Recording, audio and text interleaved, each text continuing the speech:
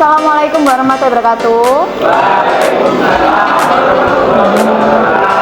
Bagaimana kabarnya siang ini? Oke, siap untuk pelajaran geografi? Siap. Ya, siap. Mulai pelajaran, ada baiknya kita berdoa dulu. Mohon ketua kelas untuk dipimpin doa. Sebelum kita memulai pada pembelajaran pada hari ini, marilah kita berdoa terlebih dahulu. Berdoa mulai. Berdoa selesai. Oke, terima kasih. Untuk hari ini, apakah ada yang tidak masuk atau izin? Alhamdulillah masuk semua ya. Oke. Minggu lalu kita membahas tentang apa? Coba Rakan bisa berdiri, Rakan. Saya pembelajaran pada sebelumnya itu membahas tentang potensi kota. Ada potensi ekonomi, sosial, budaya, dan juga politik. Oke, bagus. Jadi masih ingat ya, pembelajarannya kemarin kita membahas tentang potensi kota. Ada potensi sosial, potensi ekonomi, budaya, dan politik. Kemarin sudah saya tampilkan ini, tetapi kita fokus di yang kedua. Jadi diharapkan bisa menganalisis struktur keruangan kota. Seperti apa struktur keruangan kota itu? Nah, itu akan kita pelajari hari ini ya. Nah, manfaat mempelajari materi pola keruangan itu apa sih? Nah, yang pertama bisa dijadikan acuan dalam pemanfaatan ruang atau pengembangan suatu wilayah. Seperti itu. Sebelum ke materi, saya ingin tahu atau ingin menguji kemampuan kalian dulu menggunakan Kahoot ya. Bisa dibuka HP-nya, silakan. Bawa HP semua ya. PIN-nya 5579817. Coba perhatikan. Lihat soalnya di layar. Pretest kedua keruangan kota. Gambar berikut merupakan penggunaan lahan untuk kawasan apa? Kalau kurang jelas bisa maju.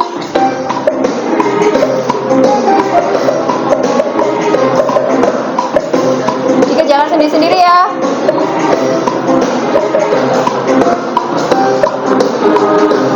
Gambar apakah itu? Industri jawabannya. Soal nomor 3. Wilayah pusat usaha atau Central Business District di Indonesia selalu ditandai dengan adanya apa kira-kira? 3, 2, 1. Bangunan perkantoran. Kita lihat siapakah yang dapat nomor 1? Nomor 3, Fuad. Selamat Fuad. Sambuan. Nomor 1.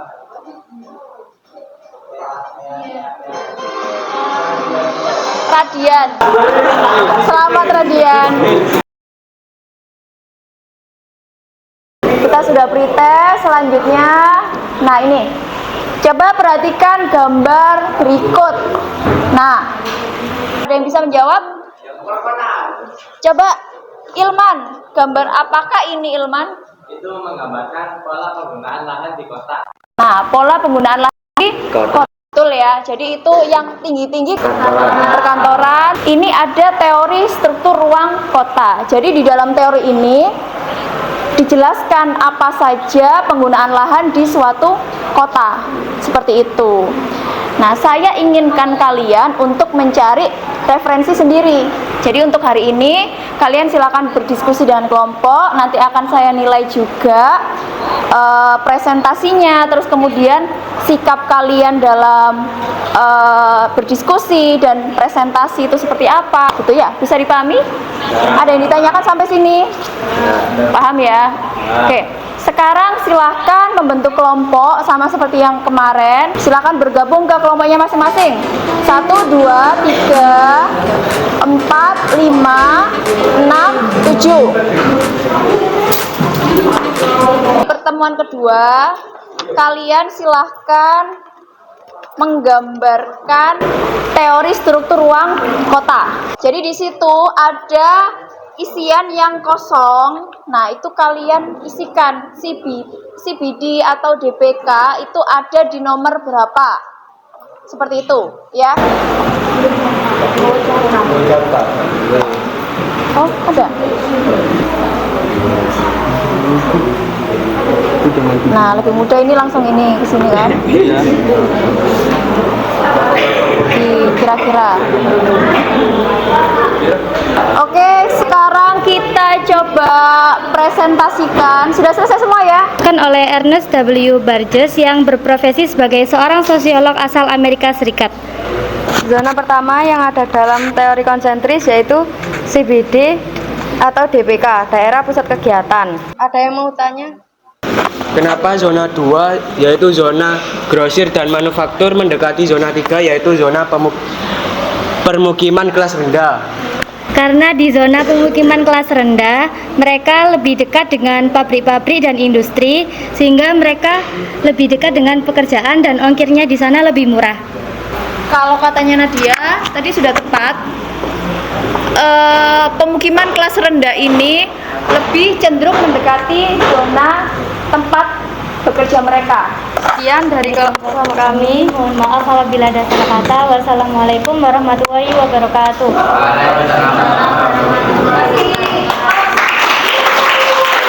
Terima kasih untuk kelompok 1, gambarnya bagus ya. Cuma di sini kurang ya, kurang dikasih keterangan. Sekarang lanjut kelompok yang terakhir. Ayo silakan maju kelompoknya Ilman. Assalamualaikum warahmatullahi wabarakatuh. Waalaikumsalam warahmatullahi wabarakatuh. Di sini kami akan menjelaskan tentang teori inti ganda. Teori inti ganda diusulkan oleh Harris dan Ullman pada tahun 1945. Ketua ahli geografi ini berpendapat bahwa pola konsentris dan sektoral ada di daerah perkotaan, tetapi kenyataannya lebih kompleks daripada yang dikemukakan oleh teori Burgess dan Hoyt. Zona 4, zona permukiman kelas menengah. Zona dengan permukiman terluas dan kondisi lingkungan lebih baik karena agak jauh dengan pabrik. Zona 5, zona permukiman kelas atas. Pada zona ini umumnya terdiri dari tempat tinggal bagi golongan kaum elit. Zona 6, zona manufaktur berat, merupakan tempat industri atau pabrik dalam skala besar. Berada di zona ini akan banyak mengalami permasalahan pencemaran lingkungan seperti polusi udara, macet, pencemaran tanah, dan pencemaran air. Zona 7, zona daerah luar DPK. Zona ini menjadi nuklus baru yang nantinya akan berkembang dan membentuk pola tata ruang berbeda dan tidak akan membentuk pola tata ruang kota konsentris dan hanya membentuk sebaran sesuai dengan karakteristik. Apakah ada yang ditanyakan? Kita suburban. Nah, apa itu suburban? Suburban merupakan wilayah yang berada di pinggiran dari perkotaan atau agak jauh dari perkotaan namun masih bisa dijangkau. Di sini banyak sekali penduduk yang bekerja di perkotaan atau wilayah pusat. Mereka biasanya kebanyakan orang-orang pendatang yang ingin tinggal di perkotaan namun masih terjangkau untuk biaya tempat tinggalnya. Sekian dari kelompok kami. Kurang lebihnya mohon maaf. Wassalamualaikum warahmatullahi wabarakatuh. Oke, kasih aplaus buat kelompok 3. Nah, kalau misalkan suburban itu apa, Bu? Suburban itu wilayah pinggiran tetapi masih bisa dijangkau ke kota. Biasanya ada istilah kaum suburban atau kaum urban. Kaum urban itu biasanya gini, mereka tinggalnya di Bogor atau mereka tinggalnya di Sidoarjo tapi bekerja di Surabaya. Nah, setiap hari dia melaju. Nah, sekarang coba, apakah ada yang bisa menyimpulkan pembelajaran hari ini? Nah, coba Safira. Kesimpulan pada hari ini yaitu pada setiap kota pasti memiliki penggunaan wilayah yang berbeda-beda tergantung peruntukannya, misalnya CBD, daerah grosir atau manufaktur, permukiman kelas rendah, menengah, atas maupun wilayah luar CBD. Kasih aplaus buat Safira. Ada yang mau menambahkan lagi untuk kesimpulan?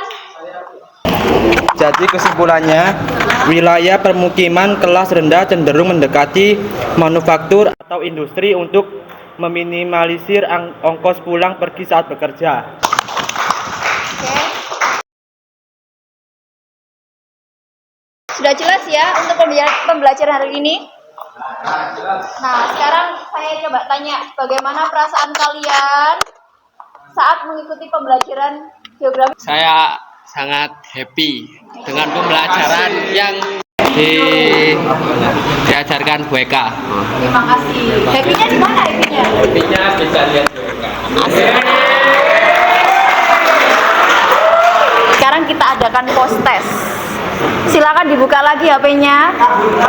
Bukan Kahoot, tapi saya coba kuisis ya. Sudah masuk. Nah, coba masukkan nama kalian. Namanya Bu. Boleh nama samaran, boleh nama asli. Nanti tetap saya minta datanya kalian ya. 31. Coba dijawab.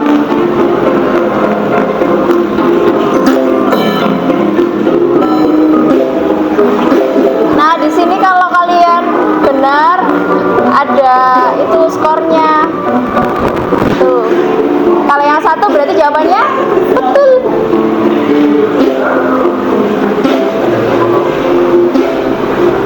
Yuk, kita lihat perolehannya.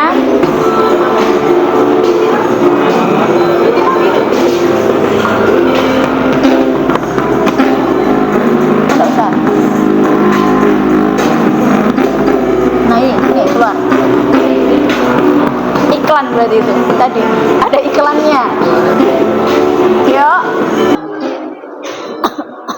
Ya. Skornya masih terus berjalan. Siapakah yang akan menjadi pemenang? Sudah ya? Nah, ini coba Nur, siapa Nur? Kasih tepuk tangan. Nomor 2 Firman. Kasih aplaus buat Firman. Safa Naoki. Oke. Selamat untuk yang jadi pemenangnya ya.